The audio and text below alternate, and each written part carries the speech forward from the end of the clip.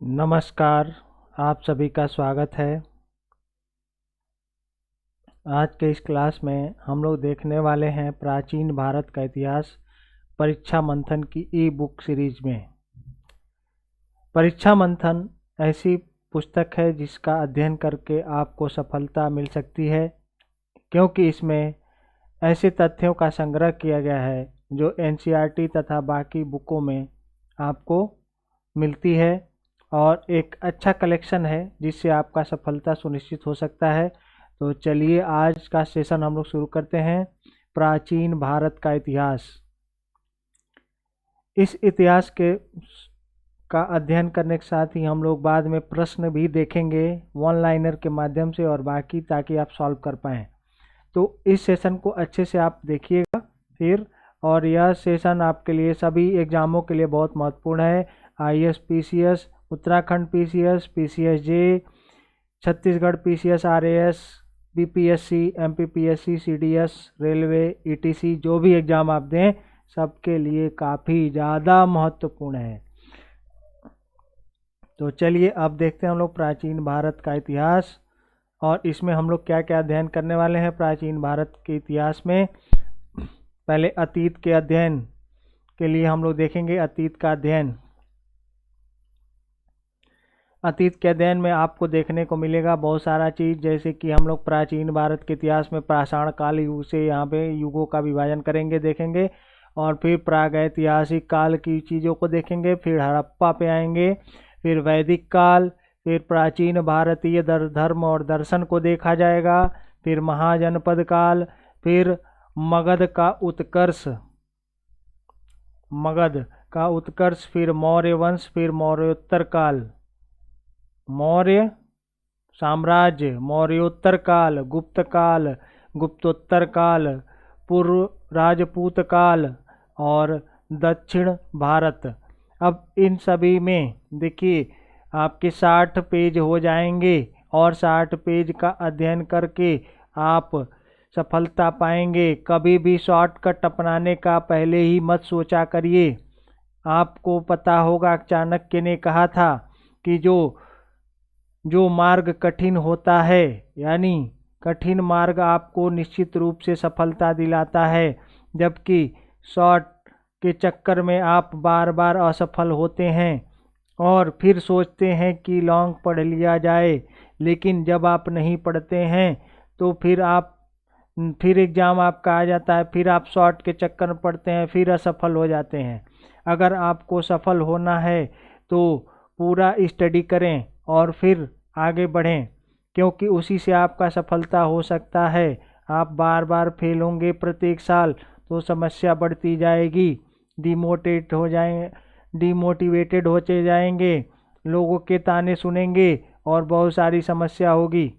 सब कोई आपको छोड़ देगा, और ऐसी ऐसी समस्याओं को सॉल्व करने से बढ़िया है कि आप इकट्ठा अच्छे से पढ़कर क्वेश्चन सॉल्व करके सफल हो जाएं।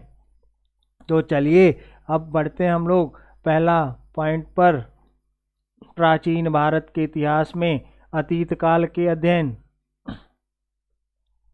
अतीत काल का अध्ययन हम लोग कहाँ से करेंगे? अतीत के अध्ययन हेतु काल का विभाजन किया गया है। देखिए, पृथ्वी के उत्पत्ति के बाद मानव सभ्यता का विकास लगभग 3.6 बिलियन वर्ष पूर्व हुआ था। ठीक है, तो इस तरह से मानव सभ्यता का विकास होने लगा। अब उस समय सबसे पहले जो सभ्यता थी उसको प्रागैतिहासिक कालीन सभ्यता कहते हैं, जिस काल में मानव किसी प्रकार की लिपि अथवा लेखन से परिचित नहीं था। यानी अगर मानव कुछ लिख के गया होता तो हम लोग को पता होता। तो प्रागैतिहासिक काल में हम लोग उन सारी चीज़ों को नहीं जान पाते हैं। मानव की उत्पत्ति लगभग 3000 ईसा पूर्व के बीच के समय के अंतर्गत आता है। पाषाण काल एवं ताम्र पाषाण काल के अध्ययन इसी के अंतर्गत आते हैं। तो ताम्र पाषाण काल का अध्ययन, जैसे आप आगे चल के देखेंगे कि हड़प्पा कालीन सभ्यता कितना ईसा पूर्व की है, लगभग 2500 ईसा पूर्व की। तो यह BC की है, BC की यानी 25 बिफोर क्राइस्ट की है। तो यहाँ पर याद रखना है आपको। चलिए आगे बढ़ते हैं। अधऐतिहासिक काल, जिस काल में मानव न किसी प्रकार की लिपि से परिचित था, लेकिन वह लिपि अभी तक पढ़ी नहीं जा न गई, जैसे हड़प्पा और वैदिक कालीन सभ्यताओं के अंतर्गत आ जाते हैं। देखिए, वैदिक काल में तो कुछ लिखा जाने लगा था, लेकिन उससे पहले भी कुछ ऐसी बातें थीं जो नहीं लिखी गईं, और ऐसी लिखी गई जो हमें पता नहीं था। बाद में संस्कृत का विकास हुआ, जिसको हम लोग देखने लगे थे। तो हड़प्पा कालीन सभ्यता अधऐतिहासिक कालीन सभ्यता है। ऐतिहासिक काल जिसमें मानव किसी न किसी प्रकार की लिपि से परिचित था, वह लिपि पढ़ी जा चुकी है हो, और मानव के जिस क्रियाकलाप का हम लोग लिखित विवरण प्राप्त करते हैं और वह विवरण पढ़ा जा चुका हो, तो उसे इतिहास कहते हैं। 5वीं शताब्दी ईसा पूर्व से लेकर वर्तमान समय का अध्ययन इसके अंतर्गत आता है। यानी जो भी समय बीत जाता है वह इतिहास हो जाता है। अब आते हैं हम लोग प्रागैतिहासिक काल पर। तो अभी तक आपने 3 भागों में विभाजित किया। प्रागैतिहासिक काल, प्रागैतिहासिक काल, दूसरा कौन सा था? अधैतिहासिक काल, और तीसरा था ऐतिहासिक काल। अब हम लोग देखते हैं प्रागैतिहासिक काल। प्रागैतिहासिक काल में पाषाण काल, सबसे पहले पाषाण काल। भारत में सर्वप्रथम 1863 में पाषाणकालीन सभ्यता की खोज की गई। कब की गई? 1863 में, यानी 1857 की क्रांति के बाद, ऐसे याद रखिएगा। आगे हैं रॉबर्ट ब्रूसफूट भूवैज्ञानिक ने पहला पूरा पाषाणकालीन उपकरण मद्रास के पास से पलवरम नामक स्थान से प्राप्त किया। पाषाण काल को अध्ययन की सुविधा की दृष्टि से 3 कालों में विभाजित किया जा सकता है। पहला, पूरा पाषाणकालीन स्थल। पूरा पाषाण काल लगभग 5 लाख ईसा पूर्व से लेकर 10,000 ईसा पूर्व तक है। 5 लाख ईसा पूर्व से 10,000 ईसा पूर्व तक। और मध्य पाषाण काल 10,000 से ईसा पूर्व से 4,000 ईसा पूर्व तक। और नव पाषाण काल 7,000 ईसा पूर्व से लेकर 1,000 ईसा पूर्व तक। अब इन दोनों के बीच थोड़ा सा इंटरसेक्शन है, मध्य और नव पाषाण काल। तो आप यहाँ पे कंफ्यूज मत होइएगा। पूरा पाषाण काल को अध्ययन की सुविधा की दृष्टि से पुनः 3 कालों में विभाजित किया गया है। पूरा पाषाण काल को 3 निम्न भागों में विभाजित किया गया है। पहला, निम्न पूरा पाषाणकालीन स्थल। निम्न पूरा पाषाण काल, इस काल में मानव जीवन अस्थिर था। शिकार करके वह अपना भोजन संग्रह करता था। शिकार करके अपना वह भोजन संग्रह करता था। इस काल में उपकरणों में हैंड एक्स और 4 चॉपिंग एवं पेबुल उपकरण मुख्य थे। तो यहाँ पे प्रश्न पूछा क्या जा सकता है कि आपका हैंड एक्स, 4 चॉपर, चॉपिंग और पेबुल कौन से काल में थे? तो निम्न पूरा पाषाण काल के थे। भारत की निम्न पूरा पाषाणकालीन संस्कृति को 2 वर्गों में विभाजित किया जा सकता है। पहला, यहाँ पर जैसे उपकरणों के नाम से चॉपर, चॉपिंग, पेबुल संस्कृति। यह संस्कृति पाकिस्तान के पंजाब सोहन घाटी, ध्यान रखना है, पंजाब में है सोहन घाटी, पाकिस्तान में सर्वप्रथम प्रकाश में आई। इसमें सोहन संस्कृति या सोहन उद्योग के नाम से जाना जाता था। हैंड एक्स संस्कृति, इस संस्कृति का मुख्य उपकरण हैंड एक्स, इसे एस्यूलन संस्कृति के नाम से जाना जाता है। तो ध्यान रखना है, एस्यूलन संस्कृति, एस्यूलन संस्कृति कहाँ पे थी? यह आपका पाकिस्तान के साइड में ही। और सोहन संस्कृति भी कहाँ पर? पाकिस्तान के पंजाब प्रांत में सोहन संस्कृति के नाम से जानी जाती है। इस संस्कृत के उपकरण देखिए, हैंड एक्स जो संस्कृत थी उधर भी थी, और दूसरा आपका कहाँ पर? सर्वप्रथम मद्रास के निकट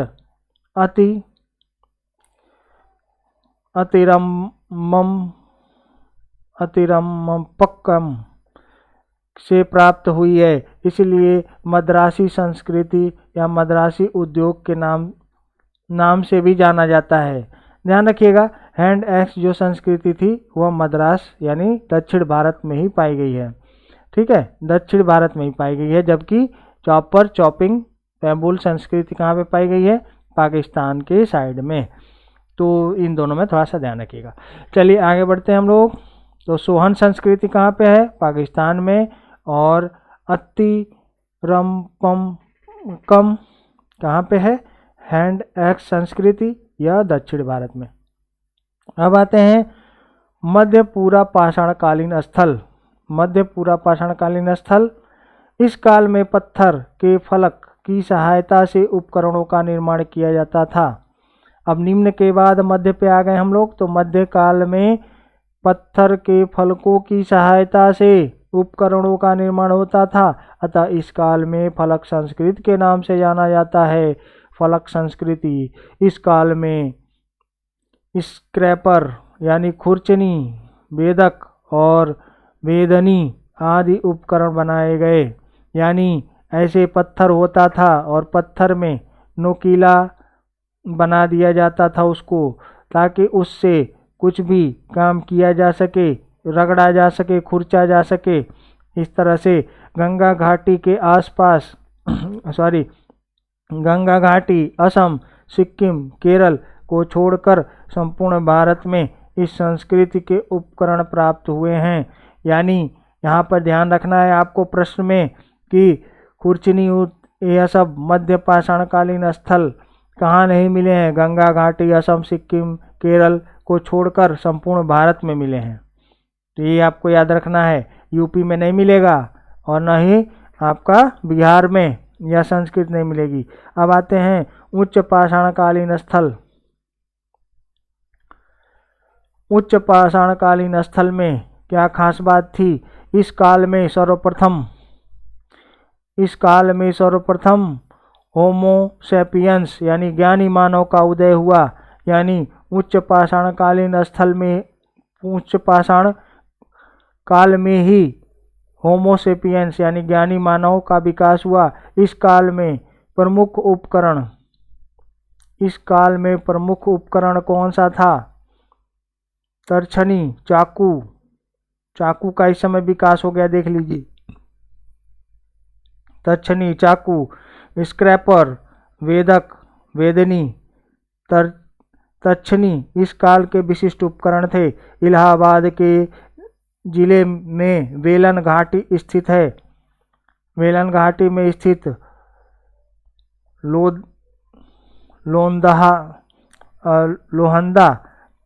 लोहंदा से हुंडी की बनी नारी की मूर्ति मिली है।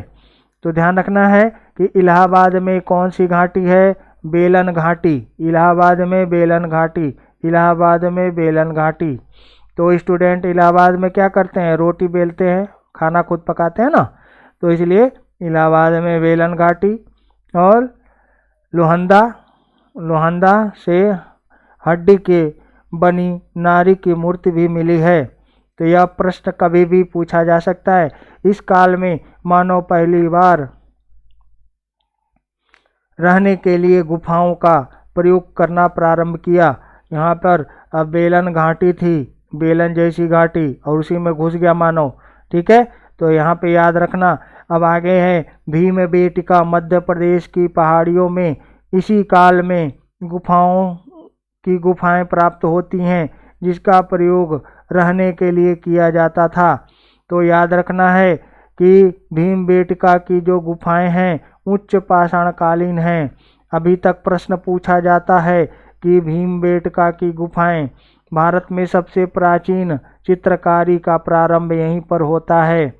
तो याद रखना है, भीमबेटका की गुफाओं में ही सर्वप्रथम चित्रकारी का प्रारंभ देखने को मिलता है। भीमबेटका की गुफा कहाँ पर है? मध्य प्रदेश में, और मध्य प्रदेश में विंध्य पर्वत के पास यह स्थित है। तो चित्रकारी का सर्वप्रथम प्रमाण बार बार प्रश्न पूछा गया है। आगे बढ़ते हैं हम लोग। तो गुफाओं में रहना मानव कब प्रारंभ किया था? उच्च पाषाण काल में। और यहाँ पे याद रखिएगा आप कि दो प्रश्न बहुत इंपॉर्टेंट हैं। इलाहाबाद में बेलन घाटी और दूसरा कौन? भीमबेटका। अब आते हैं मध्य पाषाण काल। मध्य पाषाण काल, इस काल में पूरा पाषाण काल और नव पाषाण काल के मध्य संक्रमण काल था। वस्तुतः यह काल नव पाषाण काल का अग्रगामी था। इस काल में जलवायु गर्म हो गई। अब बर्फ की जगह घास के से भरे मैदान उगना आरंभ हो गए। इस काल में मानव अब पशुपालन करना प्रारंभ किया, क्योंकि घास हो गया तो अब पशु चरना प्रारंभ कर देगा। इसी के लिए यह कार्य किया गया था। मध्य प्रदेश में आदमगढ़ और राजस्थान के बागौर पशुपालन का प्राचीनतम साक्ष्य प्राप्त होता है, जिसका समय 5000 ईसा पूर्व था। तो मध्यकाल मध्य प्रदेश के आदमगढ़ और राजस्थान के बागौर में प्राचीन साक्ष्य मिला है। मध्य प्रदेश मध्य पाषाणकालीन सबसे प्राचीन ज्ञात स्थल नाहर राय और महदहा प्रतापगढ़ है। मध्य पाषाणकालीन सबसे प्राचीन ज्ञात स्थल कौन सा है? सरायनाहर और महदहा। सरायनाहर और महदहा, प्रतापगढ़, यूपी। ठीक है। इस काल में पत्थर के उपकरणों से तीर का जो नोक बनाया जा गया, उस युग का विशिष्ट उपकरण था, जिसे सूक्ष्म पाषाणकालीन यानी माइक्रोलिथिक कहा गया। इस समय बाण बनाए जाते थे, उसमें आगे पत्थर लगा दिया जाता था नोकीला, जिससे जानवर को मार दिया जाता था। इस काल के अन्य उपकरणों में एक धार, फलक और वेदक, वेदिनी, चाकू, तर्छणी इत्यादि अर्धचंद्राकार मुख्य रूप से शामिल थे। इस काल में सर्वप्रथम मानव कंकाल प्राप्त होता है। इसी काल में सर्वप्रथम मानव कंकाल प्राप्त हुआ। नवपाषाण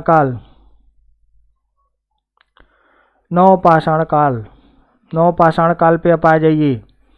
तो नवपाषाण कालक्रम के अनुसार यह युग काफ़ी छोटा है, फिर भी सारे क्रांतिकारी परिवर्तन इसी युग में हुए हैं। विश्व स्तर पर इसी संस्कृति का प्रारंभ 9000 ईसा पूर्व में पश्चिमी एशिया में हुआ। पश्चिमी एशिया में मानव जौ, गेहूं, दलहन, तिलहन आदि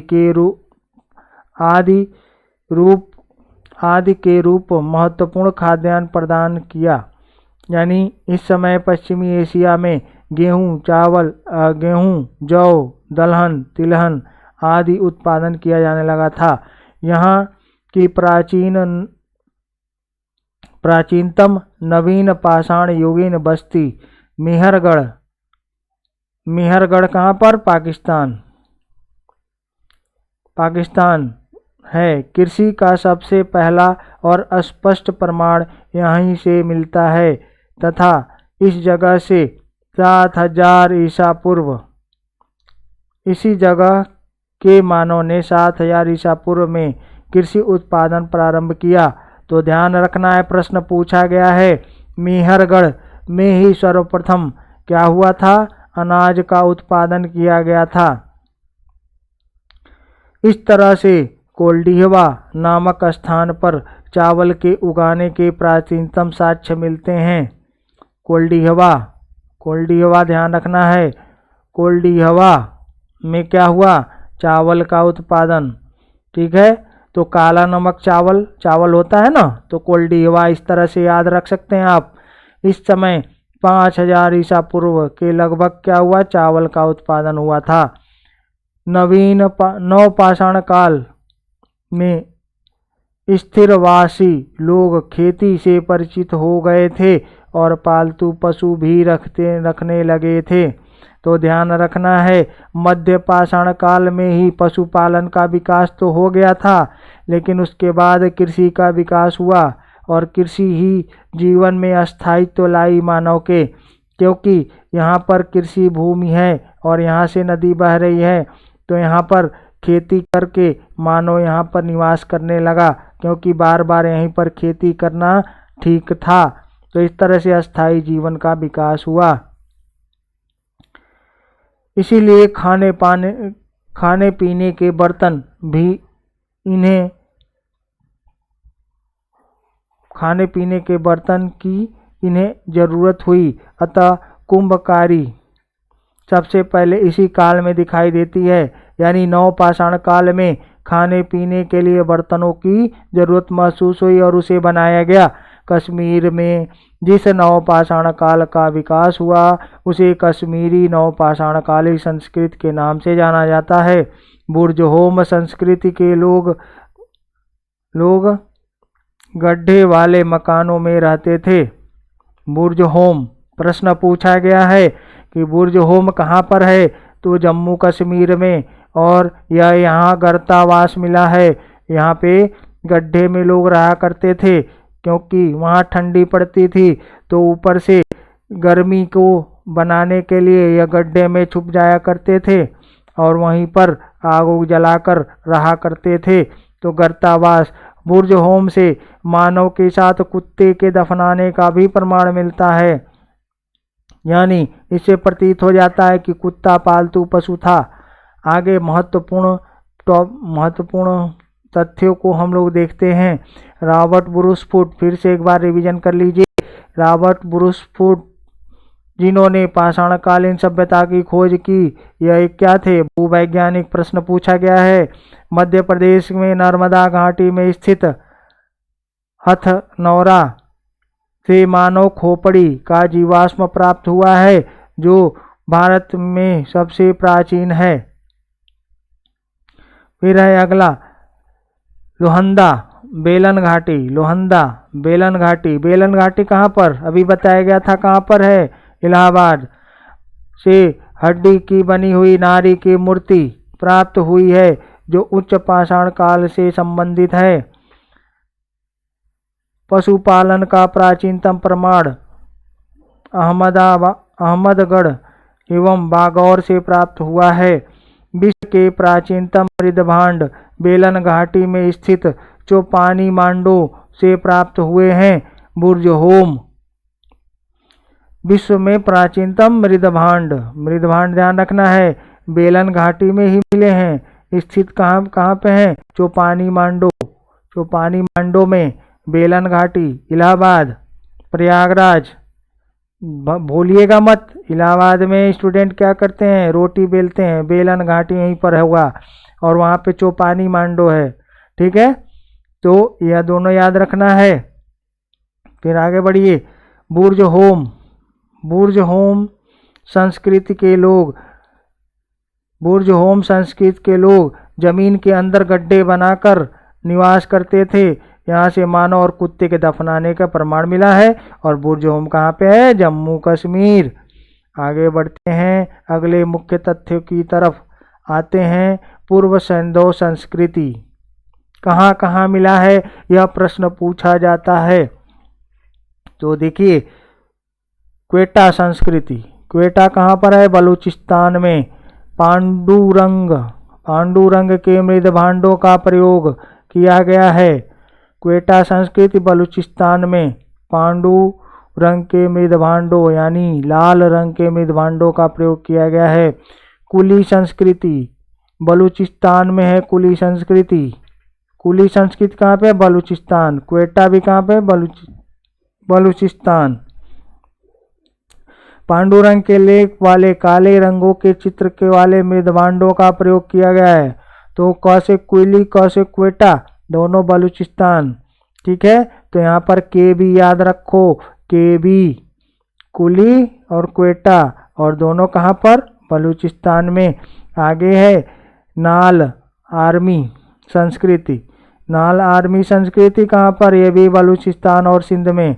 ठीक है, तो बलूचिस्तान और यहाँ पर बलूचिस्तान में यह भी मिल गया। पांडु रंग के लेप वाली बहुरंगी अलंकार वाले मृदभांड मिले। देखिए, मृदभांडों में धीरे धीरे परिवर्तन आता है, उससे हम लोग जान पाते हैं कि यहाँ की संस्कृति कैसी थी।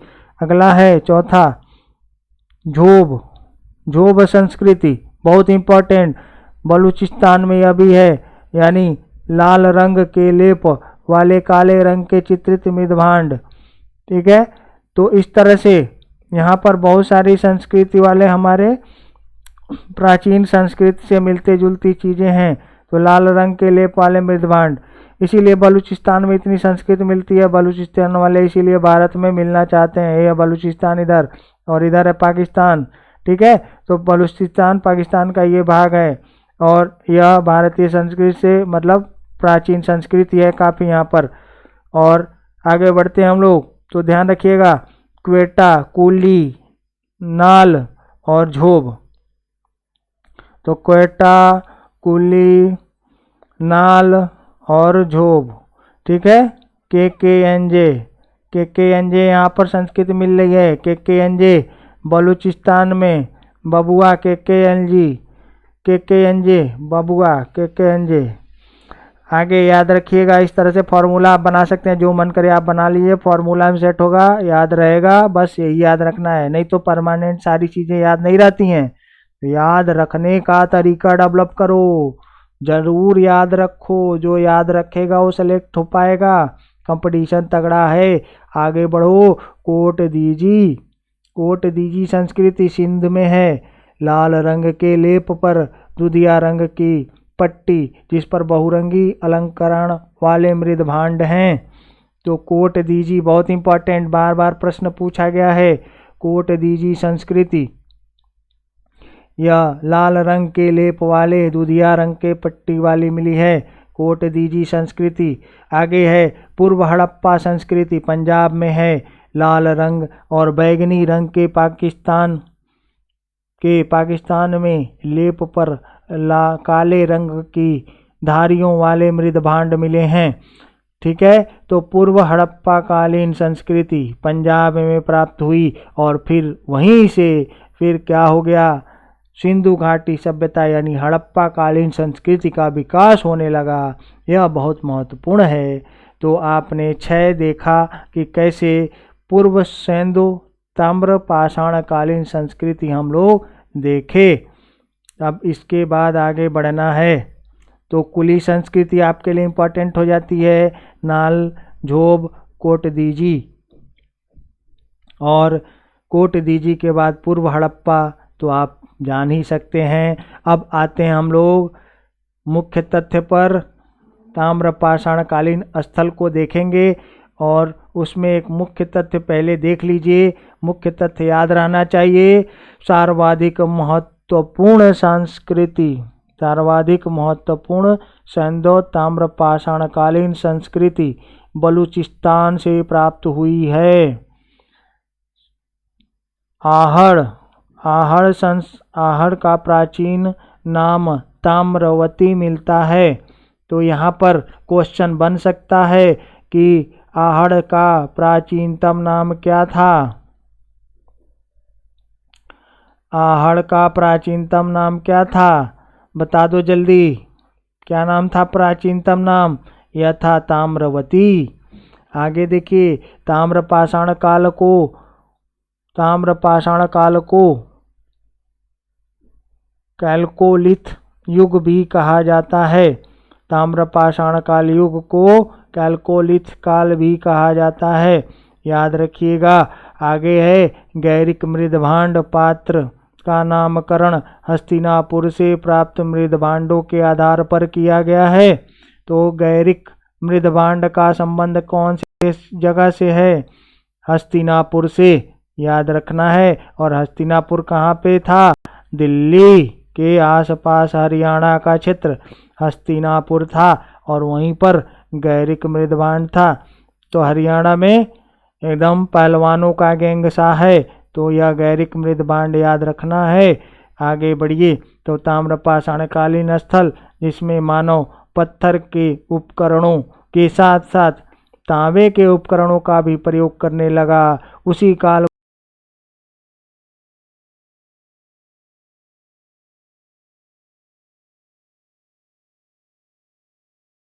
काल कहा जाता है।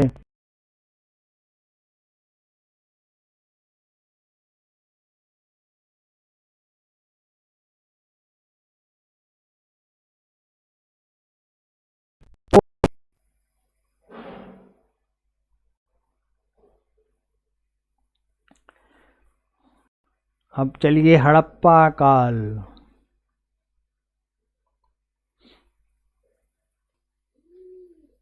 हाँ पर करीब वहीं चलो।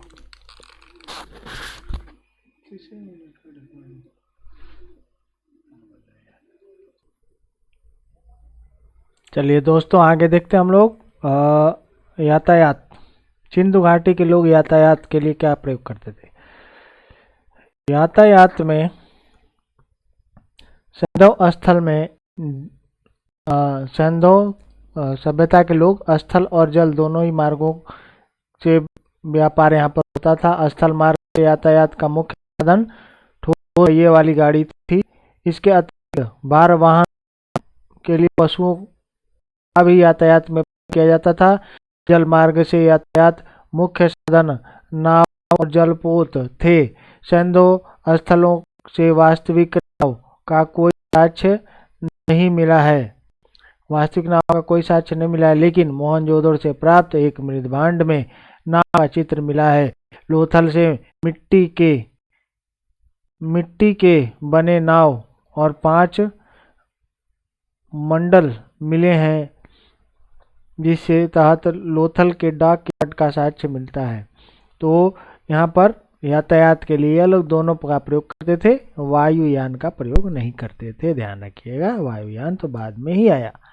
तो यह क्वेश्चन याद रखना है। चलिए आगे बढ़ते हैं। मापतौल।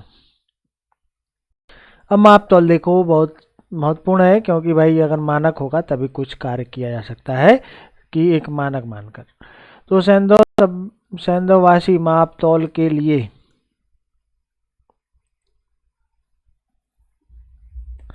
सैंधववासी मापतौल के लिए किसका प्रयोग करते थे? तो यह मापतौल के लिए इकाई का प्रयोग करते थे। कौन सी मापतौल के लिए?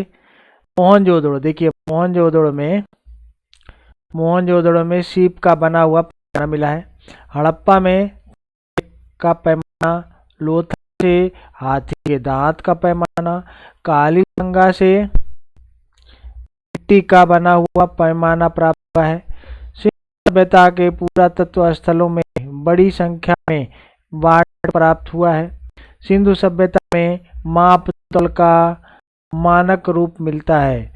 बाट पत्थर निर्मित होता है। बाट के आकार प्रकार के मिलते हैं, लेकिन घनाकार बाट सर्वाधिक लोकप्रिय थे। जैसे बड़े बाट 16 गुणांक के मिलते थे, जबकि छोटे बाट 2 गुना पर आधारित थे। तो छोटे बाट जो थे वो 16 गुना पे थे और जो बड़े बाट थे वो 2 गुना पे थे।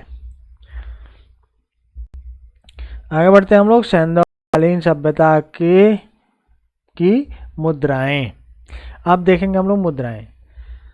सिंधु सभ्यता के काल में अत्यधिक विकास हुआ था किसका? मुद्राओं का। तो मुद्राएं सिंधु सभ्यता के उत्खनन में अभी तक 2500 से अधिक मुद्राएं प्राप्त हुई। ये मुद्राएं विभिन्न प्रकार के पत्थरों, काली मिट्टी तांबे की बनी होती थी। इसमें सर्वाधिक मुद्राएं तेल खड़ी पत्थर की बनी थी। तांबे की मुद्राएं अल्प मात्रा में लोथल और देसलपुर से मिला है। मुद्राएं वर्गाकार, आयताकार, गोलाकार, बेलनाकार यानी सब आकार की मिल गई। गोल बेलनाकार, गोलाकार, सब आयताकार यानी सब इस पर मिल गया। इसमें सबसे लोकप्रिय वर्गाकार मुद्राएं थी जो सीलखड़ी से प्राप्त से बनी थी। लोकप्रिय वर्गाकार मुद्राएं 2.8 सेंटीमीटर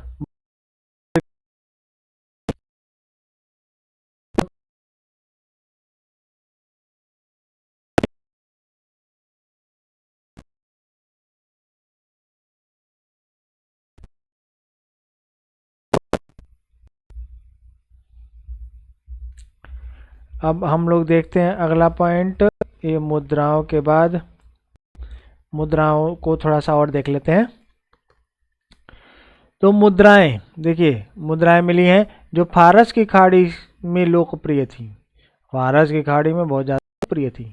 सिंधु सभ्यता की कला का उत्कृष्ट प्रदर्शन मुद्राओं के चित्रांकन में मिलता है। सिंधु मुद्राओं पर पशुओं का चित्रांकन अत्यंत सुंदर है। चित्रांकन में कुबड़ वाला बैल, बाघ, गैंडा, भैंसा का चित्र मिला है। सुंदर और सुंदर दिखाई देता है। सिंधु मुद्राओं में सर्वाधिक चित्रांकन एक श्रृंगी पशु का है। मुद्राओं में सबसे सुंदर उदाहरण मोहनजोदड़ो से प्राप्त त्रिमुखी देवता की मुद्रा है। गुरिया मानक। सिंधु सभ्यता में विभिन्न स्थलों से हजारों की संख्या में मनके मिले हैं। मनकों का निर्माण विभिन्न प्रकार के पत्थर, धातुओं, मिट्टी मिट्टी, कचरी मिट्टी, सीप, हाथी के दांत से बनी हुई यह पाई जाती है। चहुंदड़ो एवं लोथल। देखिए, चहुंदड़ो एवं लोथल से गुरिया मानक बनाने के कारखाने मिले हैं। सेलखड़ी पत्थर से बने मनके सर्वाधिक प्राप्त हुए हैं। सेलखड़ी से बने हुए मनके सर्वाधिक प्राप्त हुए हैं। मनके कई आकार के बने होते थे, लेकिन बेलनाकार मनके सर्वाधिक प्रचलित थे। रेखांकित मनके सिंधु घाटी सभ्यता के साथ मेसोपोटामिया तथा मिस्र से मिलते हैं, यानी इसके संबंध को भी बताते हैं। हड़प्पा सभ्यता से एक हृदयाकार मनका मिला है। हड़प्पा सभ्यता से एक हृदयाकार मनका मिला है। मोहनजोदड़ो से प्राप्त यह मनका 3 बंदरों का चित्र है, यानी 3 बंदर, गांधी जी के 3 बंदर भी मिला करते थे, ठीक है ना। गांधी जी के 3 बंदर चित्र भी मिला है। कहाँ मिला है भाई, क्वेश्चन पूछा जाए तो कहाँ से मिला है, मोहनजोदड़ो से। और दिल वाला कहाँ मिला है, दिल वाला मनका, तो दिल वाला मनका मिला है हड़प्पा से, ठीक है। बढ़ते हम लोग मृदभांड। सिंधु स्थल से प्राप्त अधिकांश मृदभांड चाक निर्मित हैं। चाक का कोई साक्ष्य नहीं मिलता है, लेकिन चाक कहाँ गायब हो गया पता नहीं चल रहा है। मृदभांड का निर्माण नदियों की मिट्टी से किया जाता था। मृदभांडों का सर्वप्रथम लाल रंग का लेप लगाया जाता था, तब उसके ऊपर काले रंग का चित्रण किया जाता था। मृदभांडों पर वनस्पति, जीव जंतु, कुछ मानव आकृतियों का रेखांकन भी किया गया है।